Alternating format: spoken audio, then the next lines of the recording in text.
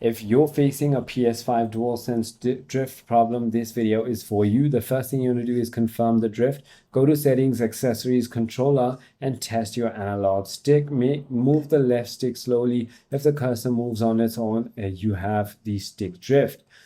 You can simply go ahead and try quick fixes first. Firstly, try restarting your PS5, clear the controller cache by going to settings, accessories, controller, and try resetting your controller by holding a small reset button on the back for 5 to 10 seconds. If that is still not working, you might need to simply go ahead and clean it because dust and debris can cause drift. Use compressed air or a cotton swab with isopropyl alcohol in order to go ahead and clean the edges gently. If none of it is working, then you might need to simply go ahead and take it to your nearest professional hardware store, and that is about it. I hope this video clarifies everything for you. If you have further more queries, feel free to comment down below, and I'll see you on the next one.